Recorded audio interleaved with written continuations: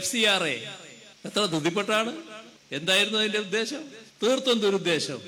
നല്ല ചാരിറ്റി പ്രവർത്തനം നടക്കുമ്പോൾ ആ നല്ല കാര്യത്തിന് സംഭാവന ചെയ്യാൻ ആളുകൾ തയ്യാറാകും. അതിനെ മറ്റൊരു കണ്ണിൽ കാണുകയാണ്. തങ്ങൾ ആഭ്യന്തര ശത്രുക്കളായി കാണുന്ന മറ്റൊരു വിഭാഗം, ആ വിഭാഗത്തെ കൈയോടെ പിടികൂടുക, സ്ഥാപനങ്ങൾ കൈയടക്കുക. നമ്മളൊരു ജനാധിപത്യ വ്യവസ്ഥയുടെ രാഷ്ട്രമല്ലേ, അതിനുതകുന്ന സമീപനമല്ലേ എടുക്കേണ്ടത്? അതാണോ ഇവിടെ നടക്കുന്നത്? ഒരു സ്ഥാപനം കണക്ക് കൊടുക്കാൻ വൈകിപ്പോയാൽ ഉടനെ സ്ഥാപനം കൈയടക്കുകയാണ്. ഇതാണോ ശരി? നമ്മുടെ നാട്ടിൽ അശരണർക്ക്, നിരാലംബർക്ക് വലിയ തോതിൽ താങ്ങും തണലുമാകുന്ന ഒട്ടേറെ സ്ഥാപനങ്ങളുണ്ട്. ആ സ്ഥാപനങ്ങളൊന്നും നടത്തുന്നതിന് ഗവൺമെന്റ് കാശ് കൊടുക്കുന്നില്ല.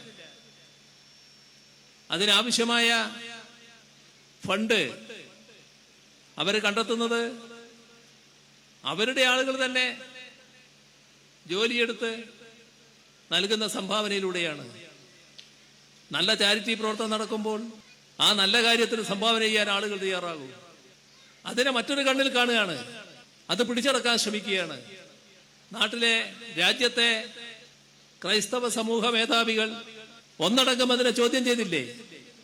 തങ്ങൾ ആ നടപടി സ്വീകരിക്കില്ല എന്ന് പറഞ്ഞോ? ഇപ്പോഴും ആ നടപടിയിൽ തന്നെയാണ് കേന്ദ്ര ഗവൺമെന്റ് നിൽക്കുന്നത്. ശക്തമായ നിലപാടാണ് ഞങ്ങൾക്കതിലുള്ളത്.